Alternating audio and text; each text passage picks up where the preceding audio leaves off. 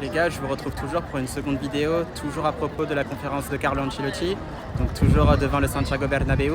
Donc on a parlé justement du fait qu'il donnerait sa réponse concernant son avenir le 25 mai après le match justement face à la Real Sociedad, donc au Santiago Bernabéu.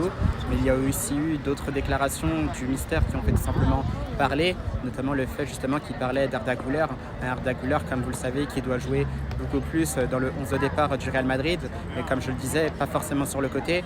Vous avez certainement dû voir que sur une précédente vidéo, je disais que je ne parlerai pas du cas Arda Güler tant qu'il ne serait pas aligné justement en tant que media punta.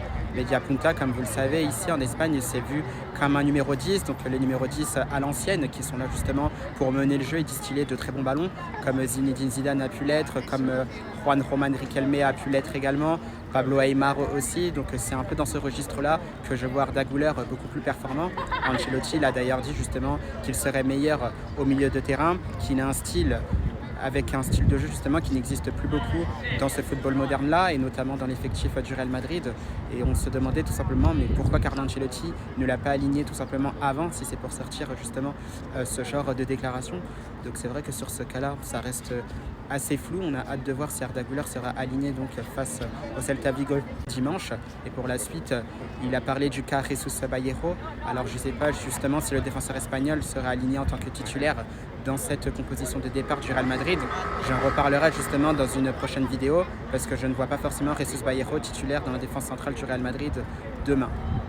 Donc là-dessus, à voir et surtout, encore une fois, une réponse assez lunaire de la part de Carlo Ancelotti, c'est quand il parle justement de l'aspect défensif du Real Madrid, où il disait que selon lui, le Real Madrid s'était nettement amélioré sur le plan défensif. Moi, je peux vous assurer que non, j'ai vu les matchs à la télé, j'ai vu les matchs aussi en début de saison, quand j'ai pu aller du côté du Santiago Bernabéu pour un match face à l'Espagnol de Barcelona, et face au Deportivo Alavés au Santiago Bernabéu, on voyait déjà les failles défensives du Real Madrid. Ça s'est encore confirmé sur les derniers matchs.